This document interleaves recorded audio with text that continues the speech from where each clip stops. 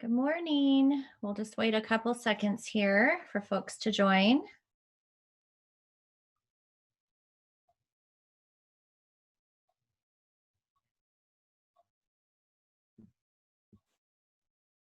Morning, Cher. I was looking for you, Wayne. I don't like to get started until I can confirm that you're participating. My week is all messed up because this is on Friday instead of Thursday, right? Oh, I know. And apologies for you have a guest behind you, Wayne. Granddaughter, yes. Apologies for the links, and I'll address that in this call too. We linked to last month's county level data, but we'll send that out as a correction. It's still available on LMI Gateway. But okay, I think everyone has joined. Thanks so much. It's the CDLE Weekly UI Workload and Update press call today, combined with August employment situation. And we have Ryan Gedney, Senior Economist, and Jeff Fitzgerald, Unemployment Insurance Division Director.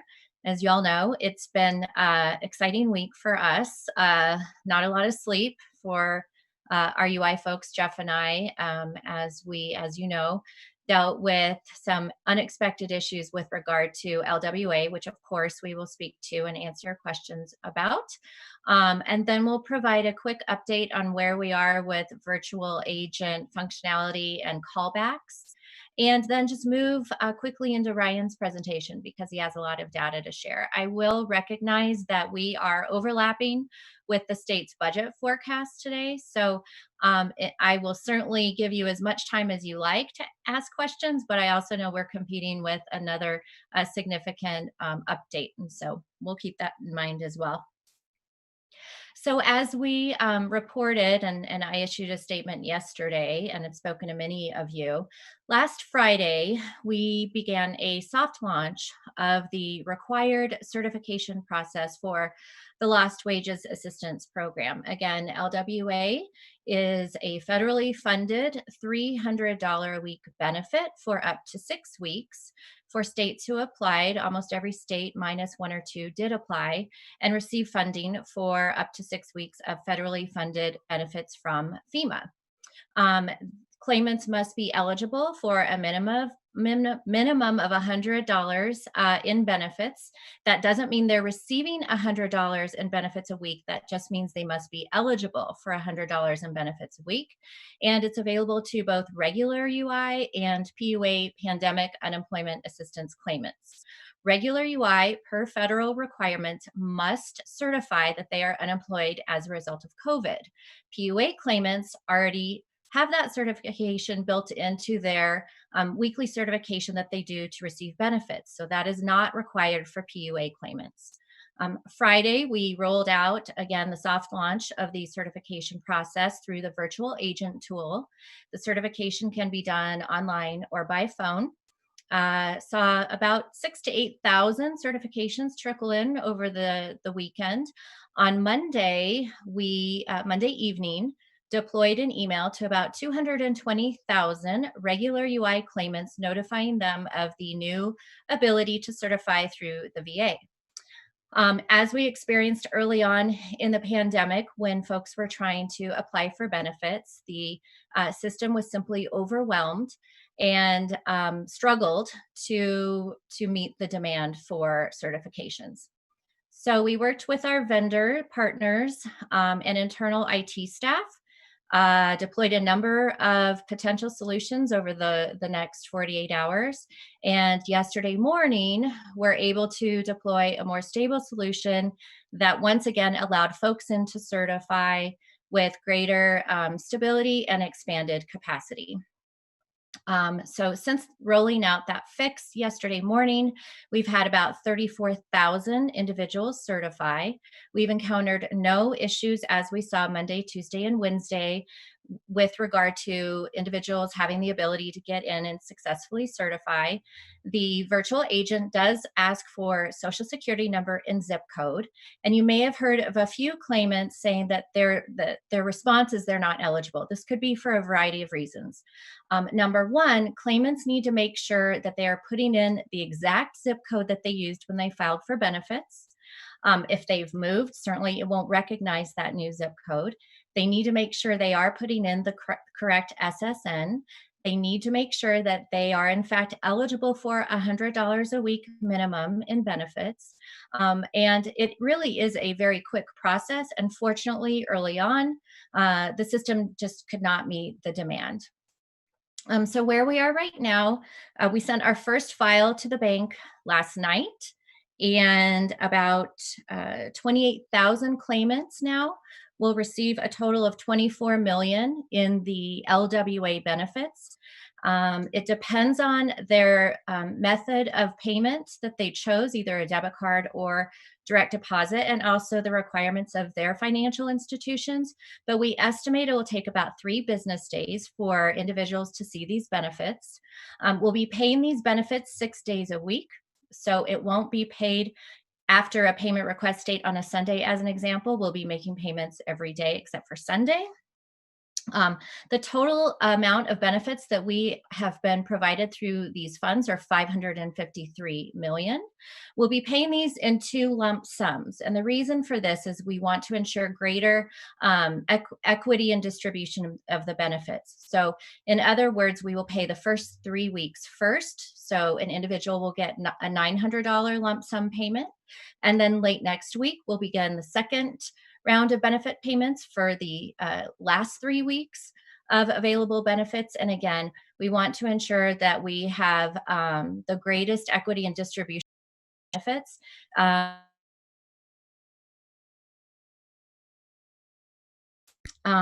So individuals who encounter these technical issues and requested a callback sometime this week, we will actually triage those and take care of their issues separately, so they will not be taking up space in the callback queue.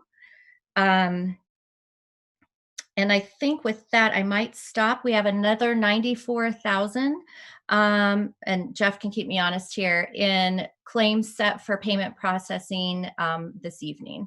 So I am going to stop. That's a lot of information, and I'm sure I missed something. Jeff, what did I miss? I don't think you missed much. The only thing I would say is, in spite of the fact that we're paying in 2 installments, claimants only need to certify once. They do not have to go in twice to certify. They go in once, they get it done. It takes care of the needs for all weeks involved. Great. Questions? We recognize IT systems are not perfect. We certainly experienced the demand for support and information early on during the pandemic. We didn't see the activity into the system based on just launching it on Friday that we had hoped to see, hence the email to all eligible individuals. Oh, I should also just note that after we deployed the fix yesterday, we again notified all 220,000 claimants for whom we have emails that the system was in fact up, and please attempt your certification again. Okay. Would you like me to address those questions, Chair? Sure. When do we expect all payments to have been sent out? That's a good question. We haven't set an end date as of yet. However, if claimants are timely in their certification, then our goal is to see that both installments of the payments are made in advance of the 30th of the month. So our goal, again, and it requires, in some cases, if they're not on pandemic unemployment assistance, it requires action on their part. So assuming that claimants are timely in their certification, they should get both installments of the payments before the end of the month. And Blair, yes, that is accurate. You heard that correctly. 28,000 people got paid last night, and 94,000 as of this moment, but that will continue to grow throughout the day as people certify. So that's no less than 94,000 will get paid tonight. And all said, that's about a third of eligible claimants for LWA. And Tamara, to your question, all PUA claimants will get LWA, and for the weeks July 26th to September 5th, that's about 68,000 PUA claimants.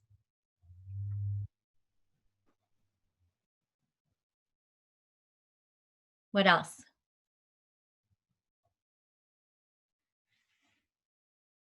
Okay. Well, let's move on to where we are with our callbacks. So since deploying the virtual agent solution, this is online and by phone callback request if needed, or self-service functionality that is also tied to an individual's claim and can provide a number of customized responses including claim status, payment status, the ability to request a PIN, any issues that are being presented with the claim. Since deploying that solution, we've had about 8.7 million queries. We've conducted about 46,000 callbacks. Last week, we reported that we would start a campaign to take those at the end of the line when we had slots become available for earlier callback dates and invite them to reschedule their call or cancel it. And so that campaign is proving to be successful. We rescheduled 470 claimants from the back of the line, if you will, to earlier slots so they could get information sooner. We've had success with this effort as well, with people canceling their callbacks. And we also have people who would prefer to keep their place in line for whatever reason. So we'll continue this effort. Again, just to emphasize, the folks that requested a callback this week because of the LWA issues, we will take them out of the callback queue so that they are not taking up a slot for somebody who needs it for reasons other than LWA certification issues. We do have about a 30% no-show rate, so that is climbing, and so we hope that this effort to take the folks at the back of the line and move them up will help that. But certainly our experience is also telling us that even though they have the option of canceling a callback, it seems that people still would prefer to keep their callback just in case, even after their issue is resolved. Joe or Jeff, what did I miss there? I was looking at Joe here. What did I miss? I was answering chats, but I don't think you missed anything. I think we covered it. Okay. Correction to the last question. So again, we're paying these benefits in two installments. So three weeks at once, and then another 3 weeks starting at the end of next week. So it's possible, based on the file transfer we did last night to the bank, that those 28,000 people may start seeing $900 in their accounts today. Again, it depends on their benefit payment method. It depends on the guidelines with their financial institution, but certainly there are some claimants who will see their first installment of $900 this afternoon. And so the 94,000 that's referenced here, that's the file that will go out tonight. So that will process over the weekend. It is unlikely those individuals would get paid until most likely Monday would be when those 94,000 people would see funds. What else? Other questions?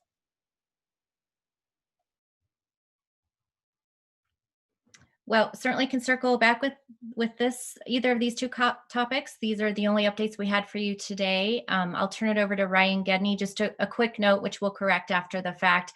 We actually linked to last month's county level data in this morning's press release, and I'm sorry, July instead of August. You can still find all of that county level data on LMI Gateway, but in our follow-up advisory today, with the notes from this call and the Zoom recording, we will also include the correct link to August numbers.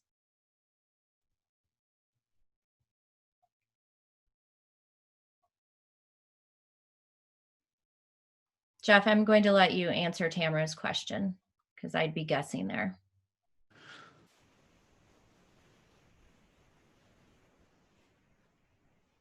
Does the 220K and the 68K people eligible for LWA account include accounts that are on hold and not being paid? They would have, when they are not on hold, and if they are deemed to have eligible benefit payments for the weeks in question, which again runs from 7/26 through 9/5, that is when they would be eligible for those payments at that time.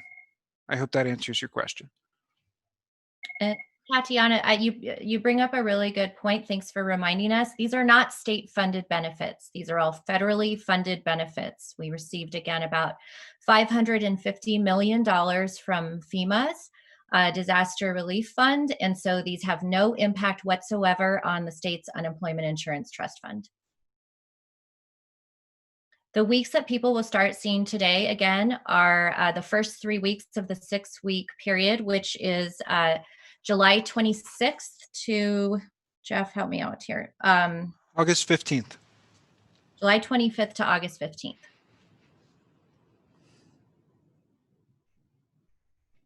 I think people want to hear from you now, Ryan. So let's go ahead and turn it over to you, and we can circle back with any other questions.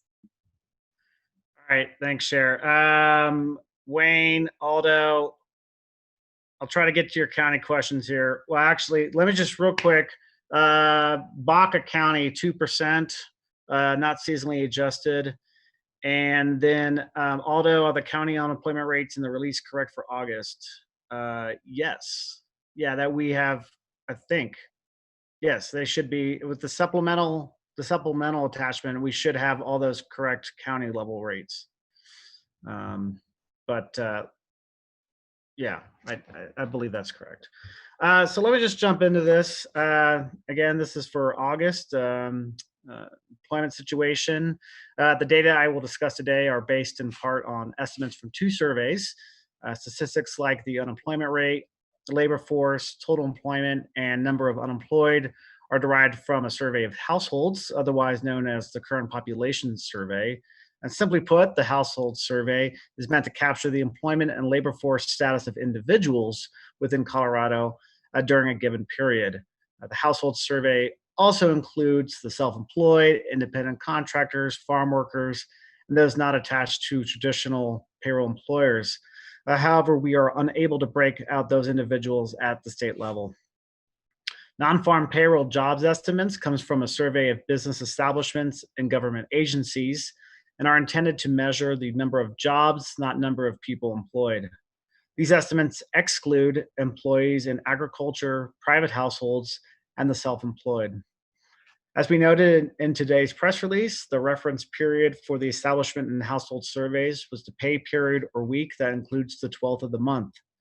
Therefore, these data provide a snapshot of Colorado's employment situation during continued stages of the governor's safer at home order, which resulted in a return to work for more Coloradans.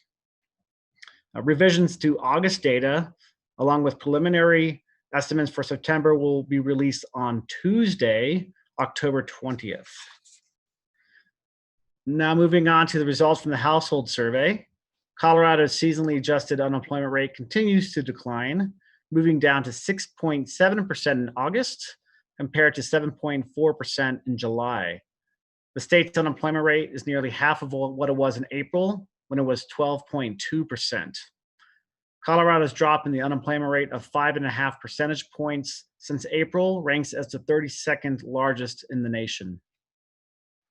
Unlike in July, the over-the-month change in labor force was pretty small at 2,000 and positive in August, while there was a relatively strong increase of 26,000 for total employment. This does mark the 4th straight month that Colorado's employment to population ratio has improved. While a small gain in July, that ratio is now 62.2%, which ranks as the 8th highest in the nation. Colorado's rate in February was 67.7%, while it fell to a historically low share of 58.3% in April. In August, Colorado had the 20th lowest unemployment rate in the nation. Nebraska had the lowest rate at 4%, and Nevada had the highest rate at 13.2%.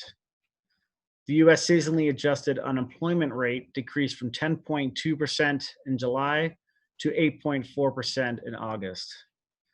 As we mentioned in today's press release, the 5 counties with the highest not seasonally adjusted unemployment rates were Gilpin, Huerfano, Summit, Castilla, and Denver.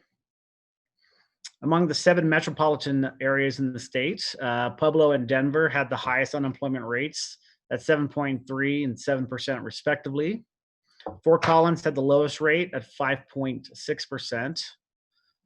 Boulder, Colorado Springs, Grand Junction, and Greeley all had rates that ranged between 5.8% and 6.6%. It is recommended to compare these sub-state rates I mentioned, to the statewide not seasonally adjusted rate, which was 6.6% in August. I have mentioned over the past several employment situation calls the estimated share of unemployed Coloradans who are on temporary layoff versus permanently separated from their employer. The shares in August were similar to July for those on temporary and permanent layoffs, about 50 and 30% respectively. As a reminder, about 82% of those unemployed in April were on temporary layoff, compared to 10% permanently laid off. Last month, the median length of unemployment duration increased to 17 weeks, compared to a little over 15 weeks in July. Again, that duration data comes from the household survey and reflects duration for all types of unemployment, and it is not related to duration of individuals receiving unemployment insurance benefits. In 2010, at the peak of the Great Recession, the median length for unemployment duration for individuals in Colorado was about 20 weeks. Additionally, the share of Coloradans unemployed long-term, that's more than 26 weeks, tripled in August to over 15%.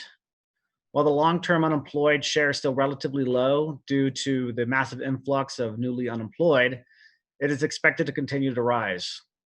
During the Great Recession, approximately 40% of unemployed individuals were unemployed for 27 plus weeks. Sorry, Wayne, the temporary and permanent layoff percentages, temporary is about 50% in August, and permanent is about 30%. And then the remaining share is for job leavers and entrance to the labor force. So that is essentially unchanged from July. Finally, the share of, Tatiana, we'll provide the transcript as always. Finally, the share of individuals in Colorado's labor force who are working part-time but would prefer full-time hours, that spiked to about 8% in August, and that translates to about 240,000 individuals. That is equivalent to the ratio in May. These types of individuals are categorized as involuntary part-time or underemployed workers. Additionally, in this definition, part-time is determined as anything less than 35 hours. A possible explanation for this resurgence in the involuntary part-time rate could be a reduction in hours tied to the start of the school year and childcare needs. Recall that the household survey covers the week containing the 12th, which for last month spans from August 9th to August 15th. That period does coincide with the beginning of the school year for many districts across the state. Shifting now to the establishment survey, the preliminary estimates show that on a seasonally adjusted basis, Colorado added 36,900 non-farm payroll jobs from July to August. Additionally, July payroll job gains were revised up from 6,200 to 13,600 over the month. The job growth numbers for July and August mean the state has now regained 178,500 of the 342,300 payroll jobs lost in March and April. The job gains of 178,500 over the past 4 months represent a recovery of about 52% of those lost jobs earlier in the year. That ranks as the 24th fastest rate of recovery in the nation over that period. That is an improvement from last month when we reported that Colorado ranked 36th. A similar analysis of the change in U.S. non-farm payroll jobs since April revealed the U.S. has added back nearly 48% of lost jobs. One factor that helped Colorado's recovery rate exceed that of the U.S. last month was a rebound in government jobs. The government sector jobs were revised up by 6,100 for July, and then grew by an additional 10,400 in August. Revisions are based on additional responses to the establishment survey, and the return of the school year helped drive government jobs in August, while hiring for the 2020 census provided a temporary boost of about 3,500 to 4,000 jobs. On the other side, the private sector saw strong gains for August, adding 26,500 jobs last month. Leisure and hospitality, education and health services, and trade, transportation, utilities represented 88% of those private sector August job gains. Over the past 4 months, private businesses have added 196,400 jobs compared to losses totaling 332,200 in March and April. That represents a recovery of over 59% of private sector jobs lost earlier in the year, which exceeds the US recovery rate of 49%. Colorado's private sector job recovery rate ranks as the 10th fastest in the nation. The private industry sectors that experienced the heaviest losses earlier in the year have also been the biggest contributors to the total number of non-farm payroll jobs added since April.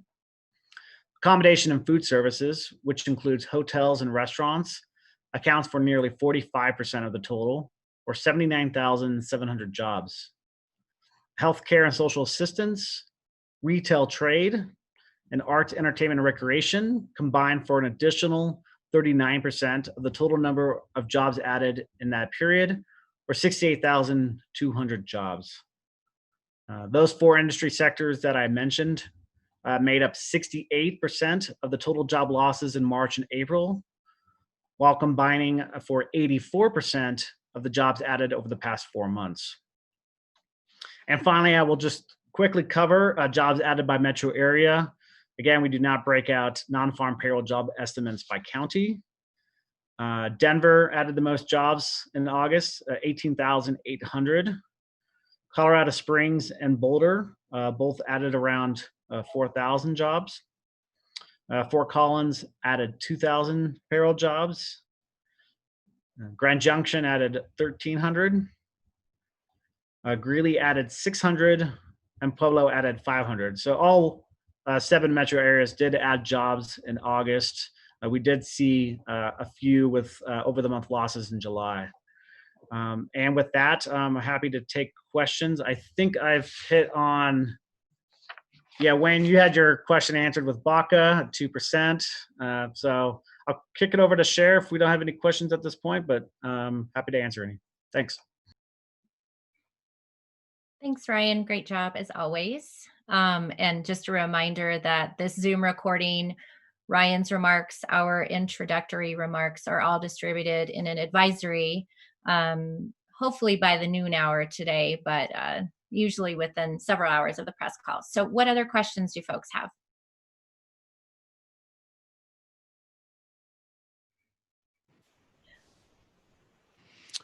Well, can I give an update on fraudulent claims under PUA?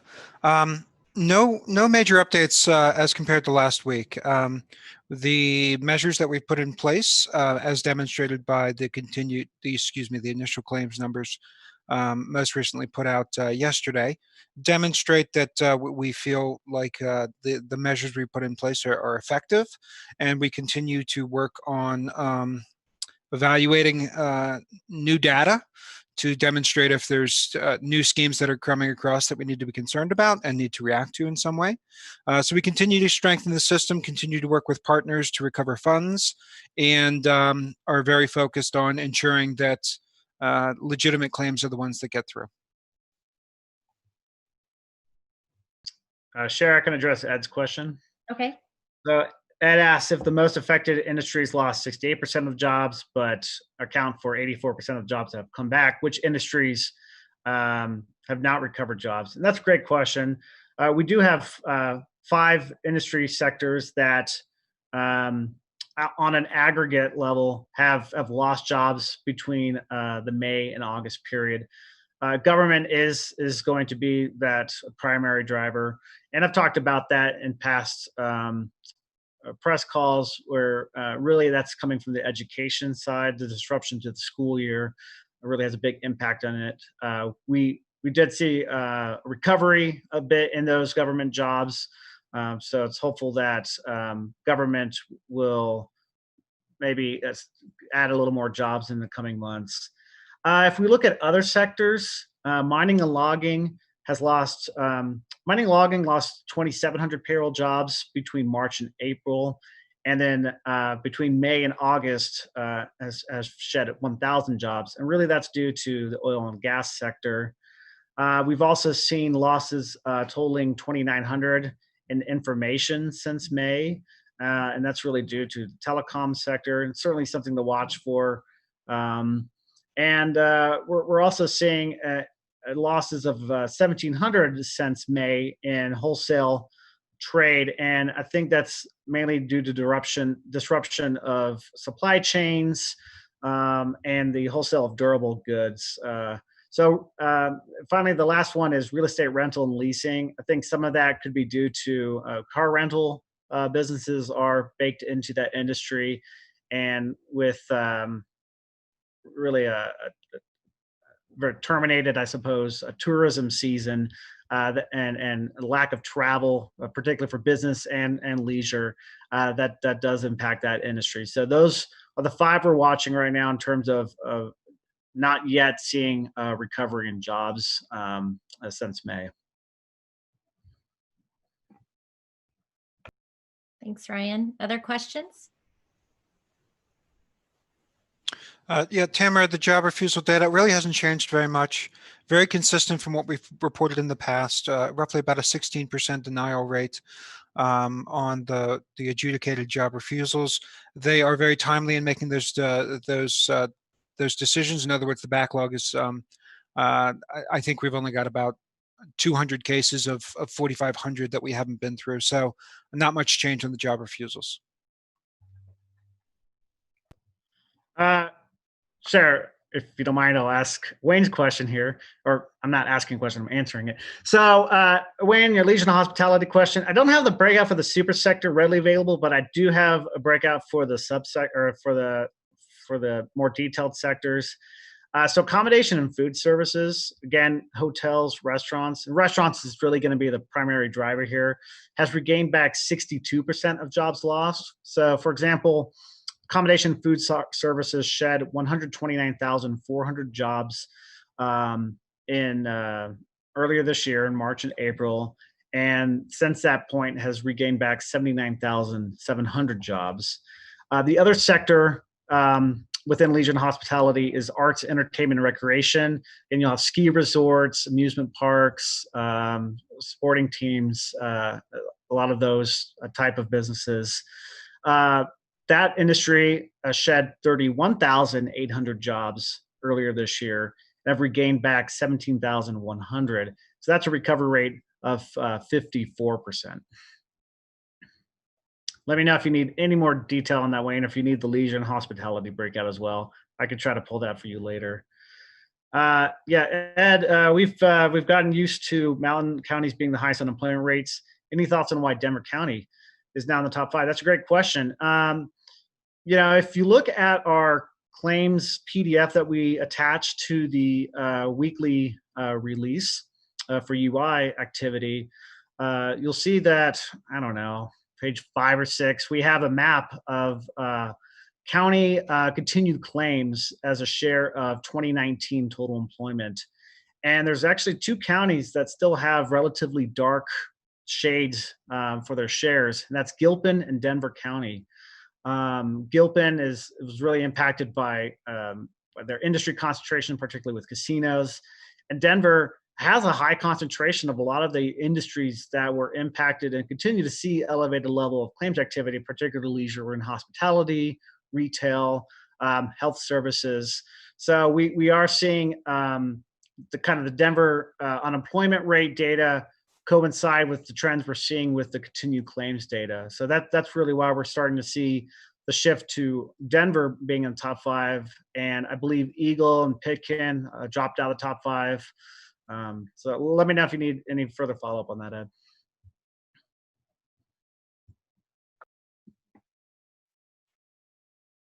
Other questions?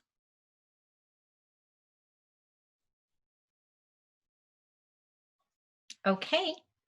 So quick housekeeping note, we actually will not have a press call next Thursday, September 24th. We will still issue our weekly UI workload and update press release at 7:30 in the morning on Thursday. We will just not have a corresponding press call. The other thing to look out for next week is we will begin reporting lost wages assistance benefit payments. So look for that again, since it's a federally funded program like PUA and the former FPUC program. We'll start reporting those on a weekly basis. And if there are no other questions, we'll go ahead and conclude the call. Please send me a note, an email, or a text if you need anything. If not, stay safe. I hope you have a great day and a great weekend. Thanks so much.